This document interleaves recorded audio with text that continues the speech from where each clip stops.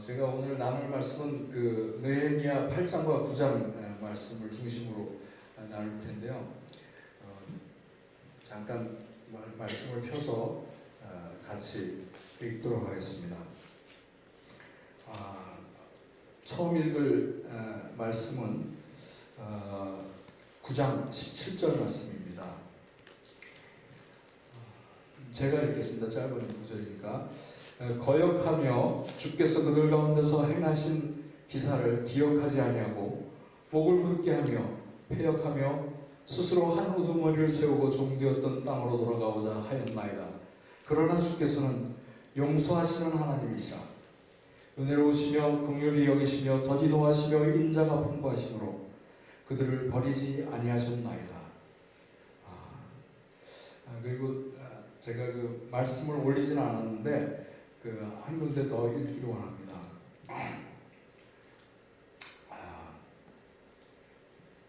8장 1절하고 12절 말씀, 8장 8절 말씀인데요. 이스라엘 자손이 자기들의 성읍에 거주하였던 7째 달에 이르러 모든 백성이 일제히 수문 앞 광장에 모여 학사 에스라에게 여호와께서 이스라엘에게 명령하신 모세의 율법책을 가져오기를 정하며 7째 달 초하루에 제사장 에스라가 율법책을 가지고 회중 앞에 곧 남자나 여자나 알아들을 만한 모든 사람 앞에 이르러 수문 앞 광장에서 새벽부터 정오까지 남자나 여자나 알아들을 만한 모든 사람 앞에서 읽음에 뭇 백성이 그 율법책에 귀를 기울였는데 8절에 하나님이 율법책을 낭독하고 그 뜻을 해석하여 백성에게 그 낭독하는 것을 다 깨닫게 하니 백성이 율법의 말씀을 듣고 다 우는지라. 총독 느헤미야와 제사장 학사 에스라가 백성을 가르치는 레위 사람들이 모든 백성에게 이르기를 오늘은 너희 하나님 여호와의 성일이니 슬퍼하지 말며 울지 말라 하고 이렇게 그랬습니다. 우리가 두 군데 보았는데요.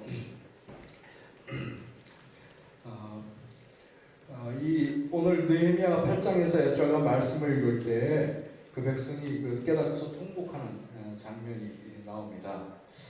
그리고 그 다음 장면이 어떤 장면이냐면 그 다음 날에는 또 율법책을 펴고서 읽는데 이번에는 그 제사장들과 또 레위인들과 그 족장들이 말씀을 밝히 알고자 해서 에스라와 함께 율법책을 읽습니다. 근데 거기서 무엇을 발견하냐면 율법이 명한 바 초막절에 관한 명령을 보게 돼요. 그래서 저들이 바로 그 다음 날부터 이게 지금 사실은 성벽을 에스라와 이스라엘에 돌아온 백성들이 성벽을 완공하고 중수하고 난 다음에 그 수문 앞 광장에서 모여서 지금 집회를 하고 있는 상황이었거든요. 근데 저들이 그 말씀을 보다가 그 시기가 바로 초막절이었다는 것을 깨닫게 됐어요. 그래서 그 초막절을 지키기 위해서 바로 그 다음 날부터 그 말씀을 오전에 낮에 4분의 1은 말씀을 읽고 또 낮에 4분의 1은 기도하고 죄를 고백하고 하는 시간들을 갖게 돼요. 그래서 그 7일 동안 초막절을 지키는 7일 동안 첫날부터 끝날까지 날마다 하나님의 율법책을 낭독하고 절기를 지키게 됩니다.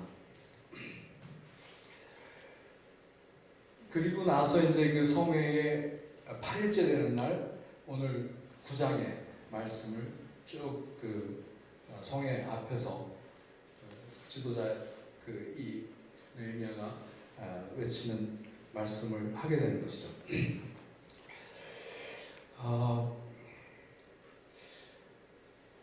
제가 이 말씀을 읽으면서 발견한 한 가지 반복되는 구절들이 있었어요. 그래서 그 구절을 오늘의 제목으로 삼았습니다.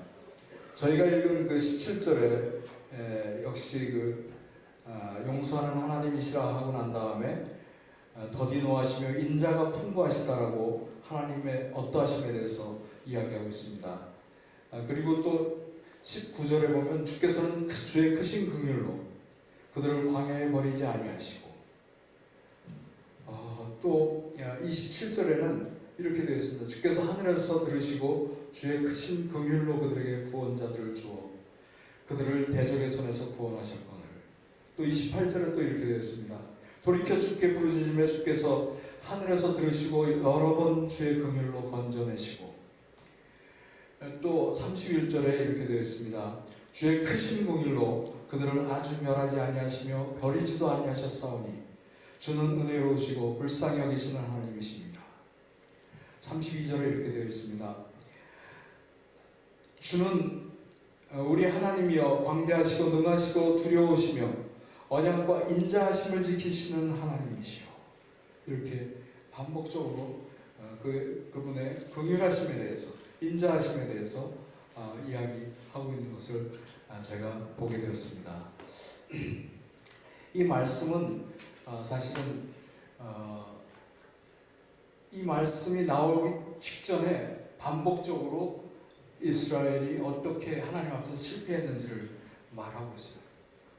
그 실패를 두고서 하나님께서 그분의 크신 긍휼로 다시, 그분의 크신 긍휼로 다시 계속적으로 하나님의 긍휼을 이야기하면서 그분을 찬송하고 있습니다. 저 자신이 실패를 많이 했던 사람이에요. 그렇게 안 보이죠? 실패를 많이 했어요. 첫 번째로 실패한 건 제 학업에서 많이 실패를 했어요. 학업에서 많이 실패한 거는 항상 전 재수했어요. 고등학교 때도 재수를 했고 그 다음에 대학교 들어갈 때도 재수를 했고 대학원을 진학할 때도 역시 마찬가지로 재수를 했어요. 고등학교 때는 제가 원하는 학교를 가지 못했어요. 선생님들이 추천하는 학교를 못 가고 어머니 아버지가 추천하는 학교를 갔어요. 그래서 3년 내내 이 학교에 온 것을 후회하면서 책상을 두드리면서 그렇게 지냈습니다. 그래서 제가 그 3학년 졸업할 때 그 졸업고사 성적이 56명 학생이에요. 그때 클래스가 다 56명, 60명이었어요. 53등이었어요. 그것은 단지 한 가지 이유였어요. 졸업고사를 보는데 그 그 생활부장 선생님이죠. 그때는 이제 지도부장 선생님이 고등학교 3학년 졸업하는 학생들의 머리를 깎으려고 졸업고사 보는 그 학급으로 순례를 다녔어요. 와리깡을 들고. 그래서 그 와리깡을 피하려고 제가 시험을 보다가 그만하고 도망갔어요. 어쨌든 실패한 고등학교를 다녔고요.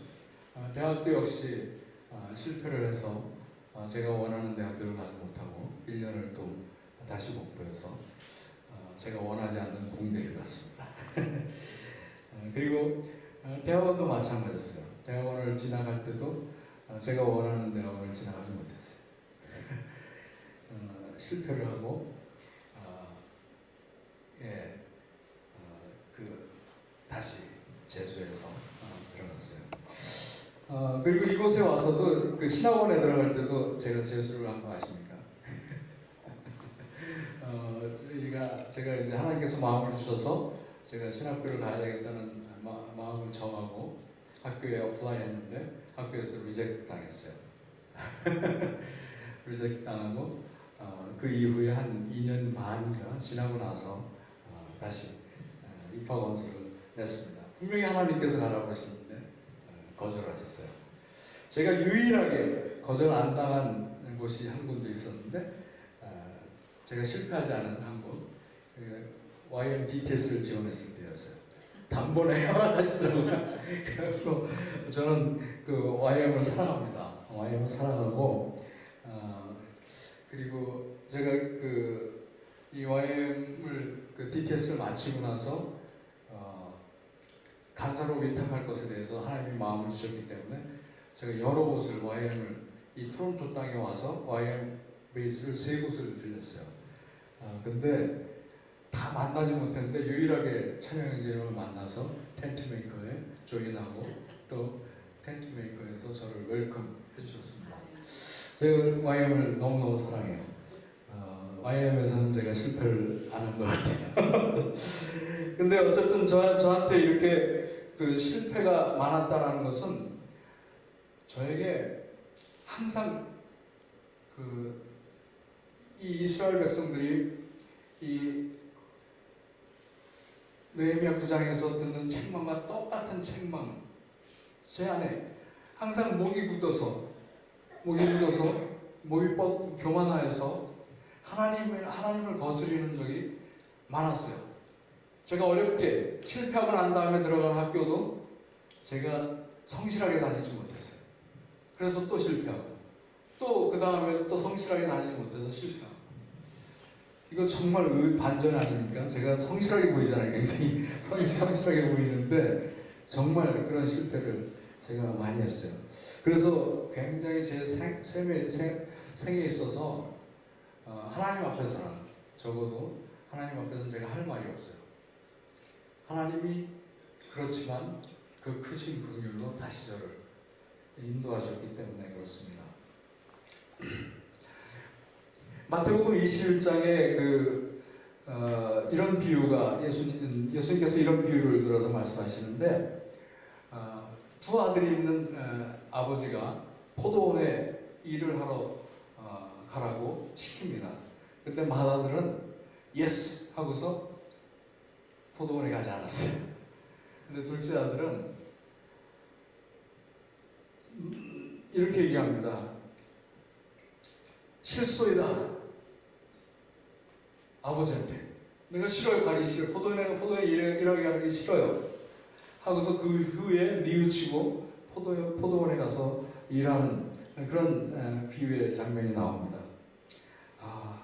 그리고 예수님께서 다행스럽게 이 비유를 들으신 이유가 그 앞에 장면에서 사실은 유대인 지도자들이 예수를 고소할 거리를 찾고자 해서 3번을 질문하고 난 다음에 찾아온 그 제사장과 백성의 장로들이 네가 무슨 권위로 이런 일을 하느냐? 그리고 너는 누구의 자손이냐? 하는 질문에 대답하시면서 너에게 이르노니 세리와 청년들이 너희들보다 먼저 하나님 나라에 들어가리라 하시고 나서 비유로 드신 거예요. 정말 주님은 놀라운 반전을 갖고 계시는 그런 분이십니다. 이 둘째 아들의 모습 실소이다. 처음에 거절하고 나중에 억지로 정말 하지만 그 뉘우치고서 포도원에 가서 일하는 사람이 바로 제 모습입니다. 실패한 다음에 뉘우치고 그 가서 일을 하는 그 둘째 아들의 모습이 저하고 똑같다는 생각을 제가 최근에 했습니다. 그러나 그 둘째 아들에게 이런 얘기를 하시죠. 마치 그 제사장들에게 이 이야기를 한 것처럼 세리와 창녀들이 너희들보다 먼저 하늘나라에 들어갈 것이다.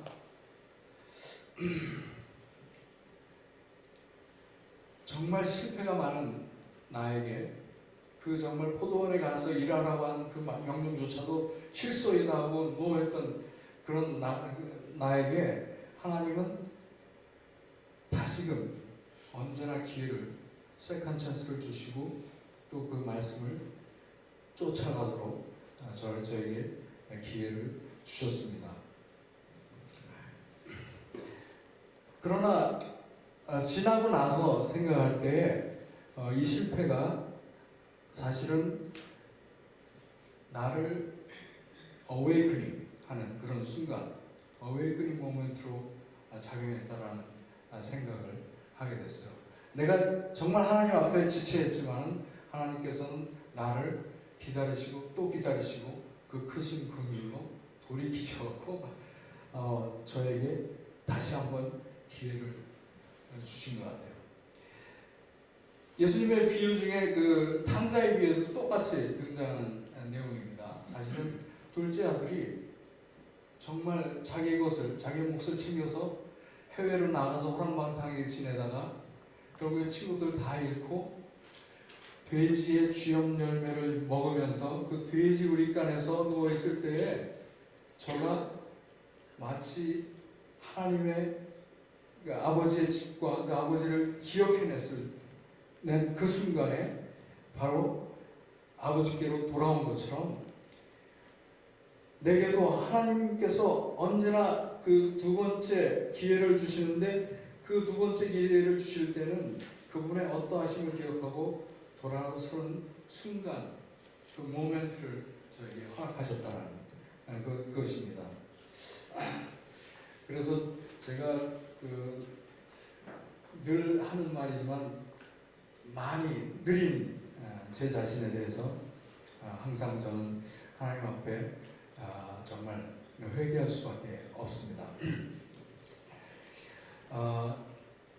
지금 그 느헤미야 8장에서 이 황폐된 고토로 돌아온 이스라엘 백성들이 초막절의 7일 동안 낮에 4분의 1을 율법책을 낭독하고 또 낮에 4분의 1은 자기들의 죄와 조상의 죄를 자백하며 하나님을 경배하였습니다.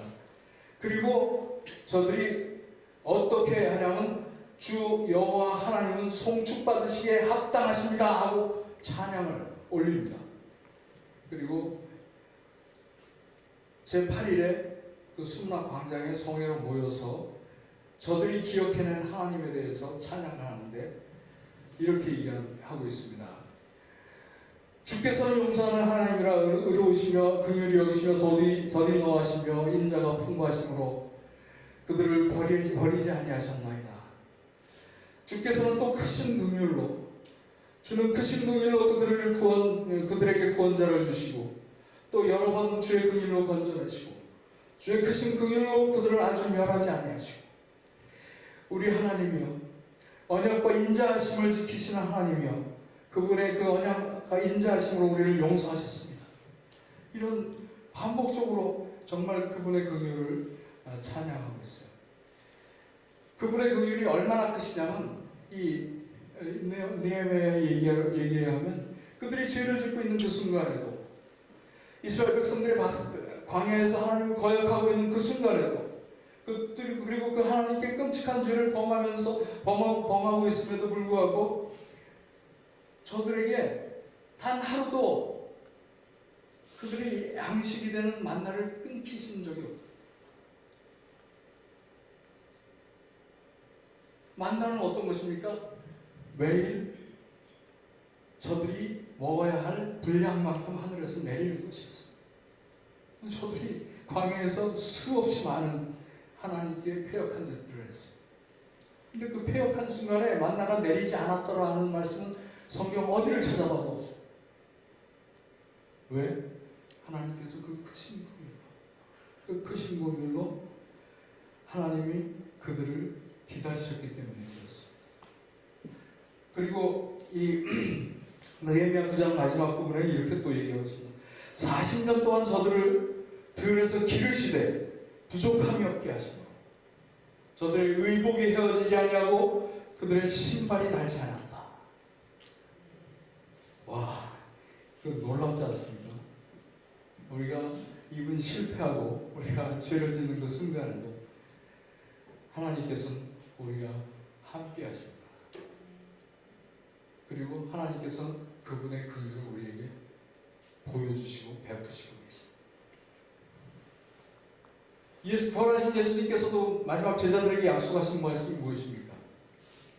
내가 끝날까지 너희와 함께하겠다. 내가라는 것은 그분의 온 전체를 얘기하는 거예요.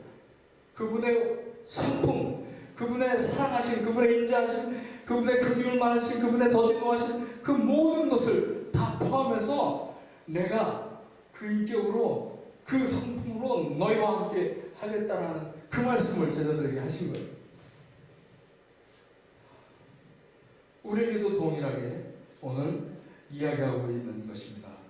그분의 크신 긍휼이 이 광야 같은 세상에서 지속적으로 우리를 공급하시고 또 우리를 인도하시고 또 우리를 기르시고 그래서 우리가 반복해서 주님 앞에서 거역하고 우리의 곧은 목으로 또 우리의 교만으로 말미암아 주님께 패역한 짓을 할지라도, 그리고 또 그로 인해서 우리에게 환난 속에서 우리가 주님 앞에 다시 부르짖을 때에는 그 주께서 들으시고 그 크신 긍휼로 우리를 다시 구원하겠다라고 말하고 있는 것입니다.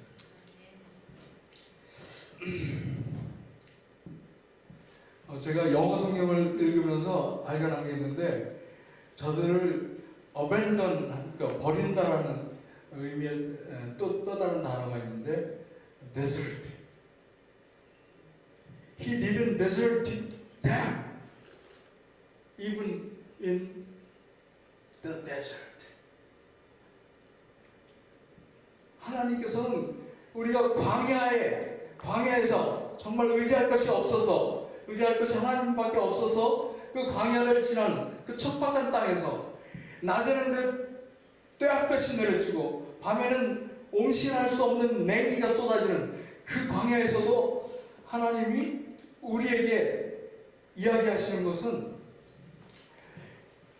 우리를 불쌍히 여기시고 우리를 아주 멸하지 아니하시고 버리지도 아니하신다라고 우리에게 이야기하고 계십니다.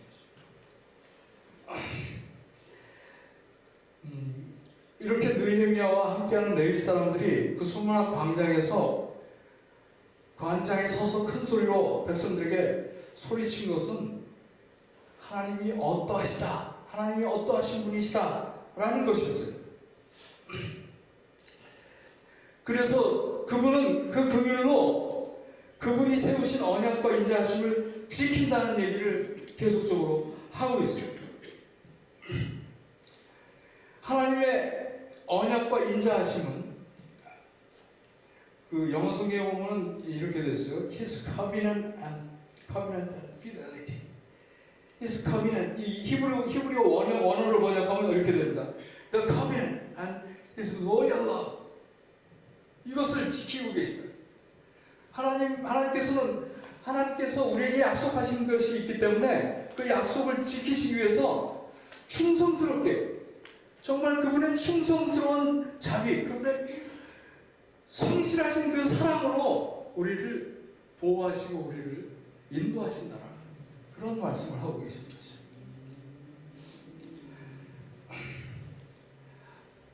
그분의 그 로열 러브 로열이 아니라 로열 러브는 어떤 것이냐면 히브리 말로 헤세드라는 단어인데, 이 헤세드는 이런 의미를 갖고 있어요. 그 우리가 알고 있는 인자, 자비, 긍휼, 이 모든 것이 헤세드예요. 하나님에 대해서 얘기할 때 하나님의 은혜, 긍휼, 자비, 하나님의 사랑, 이 모든 것이 헤세드예요. 근데 헤세드의 첫 번째 알파벳 헤트는 무엇을 의미하냐면 성막의 울타리를 의미하는 것이에요. 그리고 두 번째 알파벳 사메크는 무엇을 의미하면 하나님의 보호와 호의를 얘기하는 것이에요. 그리고 마지막 알파벳 달렛, 이것은 무엇을 의미하면 문을 의미하는 거예요. 문. 다시 말해서 하나님께서 둘러서 진을 치고 보호하는 울타리 안에서 우리를 인도하신다. 울타리 안에서 그분의 은혜를 베푸신다는 것입니다.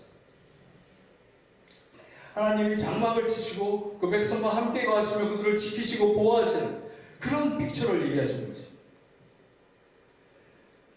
우리가 이것을 연상하면은 떠오르는 그림이 있지 않습니까? 예수께서 이 땅에 오실 때 그 말씀이 육신이 돼서 자신을 정말 He became nothing, 낮추시고 이 땅에 거하시는 것 그 자체가 우리에게 은혜 아니었습니까?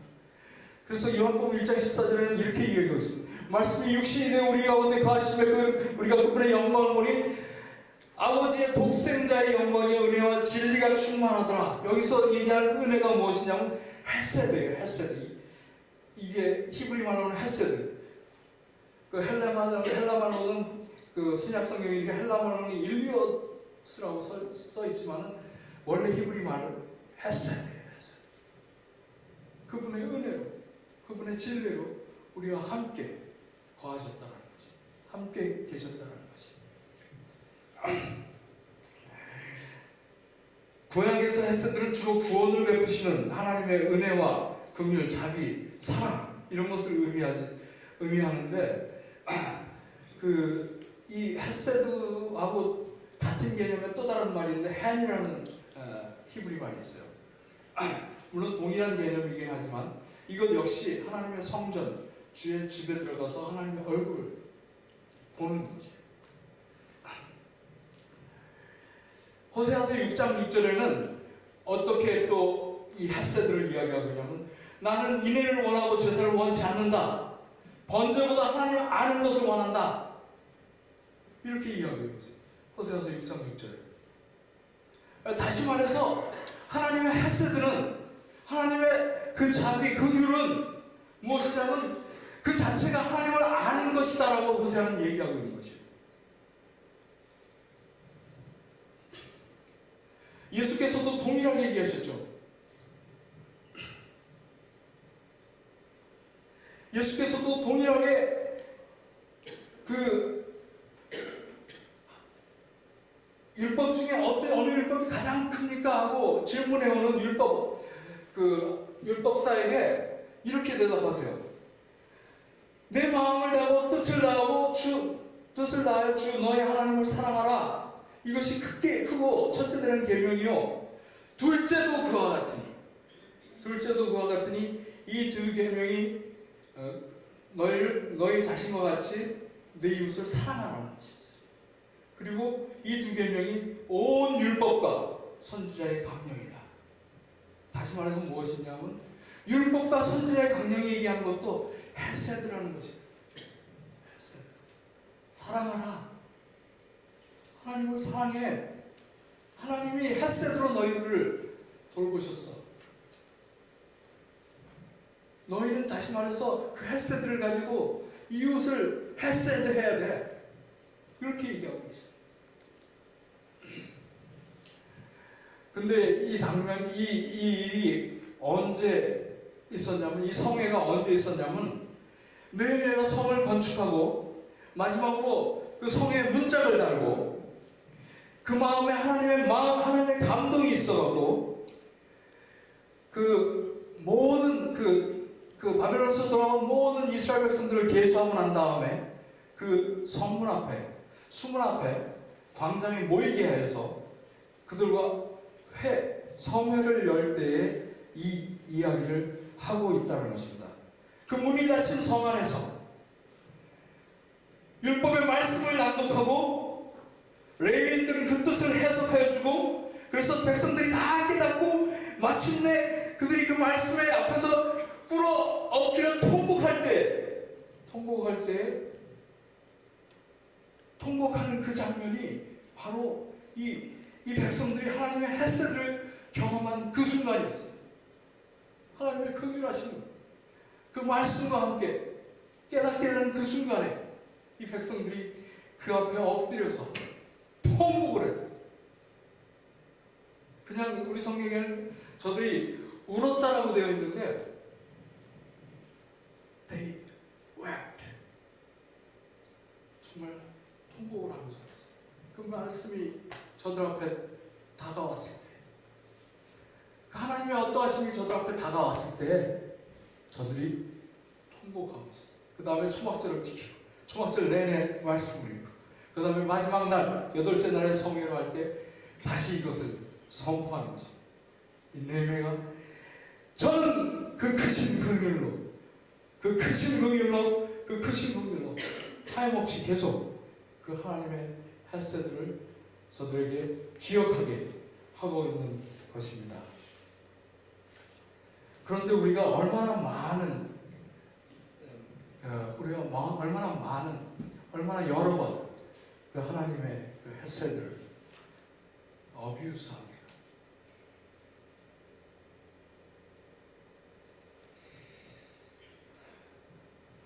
지난 저희 간사 미팅 때 그 회원자매가 그런 말씀을 저에게 나눈 게 생각이 났어요. 우리가 하나님을 경외하지 않을 수 없다. 그러니까 하나님을 경외하는 것이 무엇인가에 대해서 저희들이 나누어줬어요. 근데 그 말씀에 비춰서 보니까 하나님을 경외한다는 것은 다른 것이 아니었어요. 죄송합니다. 하나님을 경외하는 것은 어떤 것이냐면 바로 하나님과 친밀한 삶을 누리는 것인데 우리가 자연스럽게 죄를 미워하게 되는 것이고 그리고 우리가 그 굳은 목을 꺾는 것이고 그래서 우리의 영적 교만을 거꾸러뜨리는 것이고 그리고 이 하나님을 경외하는 삶은 정말 하나님과 의논하고 또 하나님의 언약을 우리가 지키는 것이다. 그렇게 나눈 적이 있어요. 그리고 말씀을 들어서 얘기했는데 시편 103편에 말씀을 들어서 얘기했는데 부모가 자식을 긍휼히 여기듯이 주께서 주를 경외하는 사람을 긍휼히 여기시다 라는 말씀을 저에게 나눠줬어요. 그리고 그 주를 경외하는 사람에게는 주의 사랑이 주의 헤세드가 영원부터 영원까지 이루고 주의 의로우심이 자손 만대에 이를 것이니 곧 안약을 지키고 법도를 기억하고 행하는 사람에게 그 헤세드가 이를 것이다. 이 10편 103편 13절에서 18절 말씀이에요. 하나님이 우리를 긍휼히 여기시는데 우리는 그 하나님을 경외하는 정말 그러한 삶을 살아야 한다라고 이야기하고 있는 것이에요.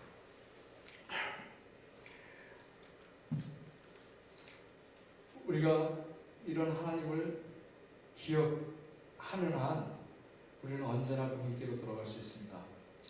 그분이 크신 분으로 비록 이 광야 같은 세상 속에서 우리가 넘어지고 쓰러질지라도 그분은 우리를 인도하시고 또 보호하시고 길을 내시고 또 우리를 자라게 우리를 기르십니다.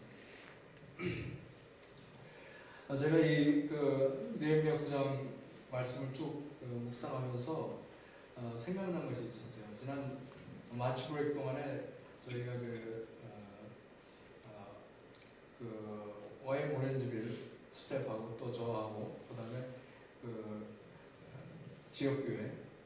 지역교회에서 아이들을 위한 마음을 갖고 있는 사람들이 모여서 1년에 2번씩 그 아이들을 위한 캠프를 하는데 마치 브레이크 때하고 이제 여름방학 때 하게 됩니다. 여름방학 때는 좀 길게 하는데 그때 저희가 그 아이들과 나눴던 그 내용이 어떤 내용이냐면 바로 하나님의 어떠하심에 대한 것이었어요. 그래서 제목은 이제 Father and Me 해갖고서 이렇게 정하고서 하나님의 어떠하심을 나누는데 말하자면 하나님의 성품에 대해서 이야기하는 것이었죠. 그런데 제가 이 느헤미야 9장을 읽으면서 놀란 것은 뭐냐면 저희가 나눈 4가지의 성품이 있었는데 그것은 무엇이냐면 그분이 우리와 약속하시는 그 언약을 주시는 분이고 그분이 또 우리를 용서하시는 분이고 그분이 우리를 정말 사랑하시는 인자하시는 그 분이시고 또 그분이 우리를 인내하시는 분이시다라는 그런 메시지를 4개의 스테이션으로 나눠서 아이들과 하여금 이렇게 통과하게 하면서 메시지와 함께 액티비티 이렇게 우리가 나눴어요. 그 중에 한 가지가 이제 제가 맡은 그 스테이션이 이제 하나님의 인내하심에 대한 부분이었는데 하나님의 인내하심은 오늘 느헤미야 9장에서도 나오듯이 그분의 용서하신 것 같은 이야기예요. 제가 나눈 이야기는 다 하지 않겠습니다. 그렇지만 짧게 쉐어하고 싶은 것은 하나님이 우리에게 언약을 주시기 훨씬 전에 창세기 6장에 보면 등장한 4명의 인물이 나옵니다. 그 4명의 인물은 노아 홍수 바로 직전에 있었던 인물들이에요. 첫 번째 인물은 에녹이라는 사람이었어요. 에녹은 어떤 사람입니까? 하나님과 동행하였던 사람. 근데 동행하는데 저가 65세 때에 그 무드셀라를 낳습니다. 그 무드셀라라는 아들을 낳고서 무드셀라라고 이름한 이유가 뭐냐면은 저가 하나님과 동행하는, 정말 하나님의 그 의인, 하나님 앞에서 의인이라고 칭함을 받은 자였는데 저가 그 아들의 이름을 심판하는 자라고 이름을 지었어요. 근데 그 저희 여러분들 상식으로 아시는 것 중에 제일 먼저 주일학교에서 배우는 것 중에 하나가, 성경에서 가장 오래 산 사람이 누구였냐면 바로 이 무드셀라예요. 무드셀라는 하나님과 동행했던 아버지를 보았던 사람이에요. 근데 그 아버지가 자기 이름을 무드셀라라고 졌어요. 화를 든 자라는 뜻이에요. 히브리 말로. 이것은 심판이 임박했다는 뜻이에요. 화를 당했다는 것은 하나님께서 심판이 임박했어요. 너무나 땅에서 사는 사람들이 패역함으로 그 땅이 함께 패역해져요 하는 모습을 보고 하나님께서 심판하시기로 작정하셨는데, 그 마음을 누구에게 알리셨냐면 하나님과 동행했던 에녹에게 알리셨어요. 에녹은 사람들에게 이 사실을 알려야만 했어요. 어떻게? 자기 아들의 이름을 심판할 자 무드셀라라고 이름을 지어버렸어요. 근데 그 무드셀라가 몇 년을 살았냐면 거의 1000년을 살았어요. 1000년을. 하나님은 그 긍휼하심으로, 그 햇새대로 우리를 참으시는데 심판하기 직전까지 이 무드셀라는 살았어요. 노아가 배를 다 짓고 노아가 그 배 방주에 타는 순간까지 이 무드셀라가 살아 있었어요. 969살을. 그러나 그 메시지를 사람들이 거절했어요. 거절한 자들은 전부 홍수와 함께 멸망했죠. 오직 하나님의 은총을 받았던 자, 하나님과 동행했던 자, 성경이 분명하게 이렇게 노아에 대해서도 지칭을 하고 있는데, 에녹은 물론 365살을 살고 하나님과 함께 하늘로 올라갔지만, 노아는 600살이 되는 해에 노아의 방주에 올라탔는데, 그를 어떻게 지칭하고 있냐면 의로운 자, 하나님 앞에서 의로운 자라고, 그리고 하나님과 동행했던 자라고 분명히 창세기에 기록하고 있어요.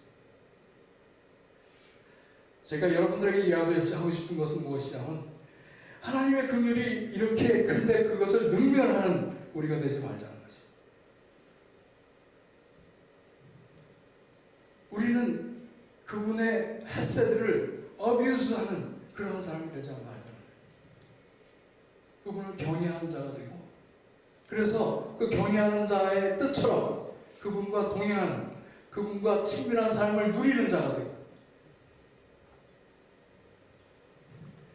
그래서 하나님 앞에서 정말 하나님께서 마침내 그 요한계시록 21장에 약속하신 것처럼 새 예루살렘이 하늘에서 임할 때 우리가 정말 그 새 예루살렘의 주인공이 되는 여러분들이 되시기를 하나님께서 원하시면서 그 긍휼을 우리에게 보이시고 계시다는 것입니다.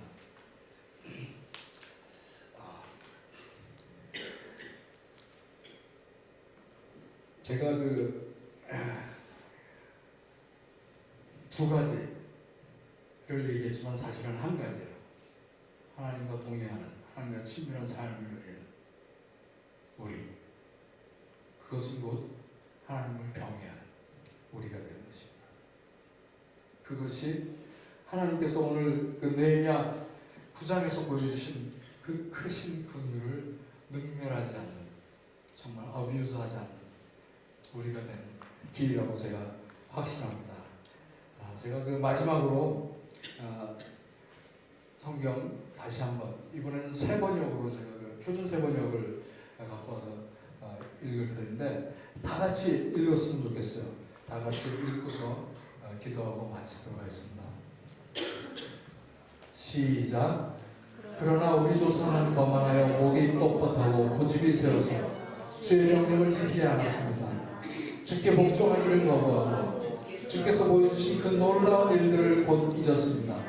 뻣뻣한 목에 고집만 세워서 종살이하던 에집트로 돌아가려고 하려고 반역자들은 우두머리를 세우기까지 하였습니다. 그러나 주는 용서하시는 하나님, 은혜로우시며 너그러우시며 좀처럼 노여워하지 아니하시며 사랑이 많으셔서 그들을 버리지 않으셨습니다. 더욱이 우리 조상은 금붙이를 여기서 송아지상을 만들고서는 우리를 이집트에서 이끌어내신 우리의 하나님이다 라고 외치고 주님을 크게 보도하였습니다.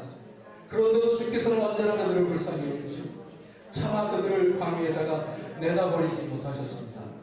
낮에는 즐거운 구름 기둥으로 그들을 이끌어주시고 밤에는 불기둥으로 그들을 가는 길을 밝히셔 비추셔 주셨습니다. 선한 영을 주셔서 그들을 슬기롭게 하셨습니다. 그들의 입에 만나가 끊이지 않게 하시며 목말라 할 때 물을 주셨습니다. 광야에서 40년 동안이나 돌보셔서 그들이 아쉬운 것 없게 하셨습니다. 옷이 헤어지지 않았고 발이 부르트지도 않았습니다. 기도하겠습니다.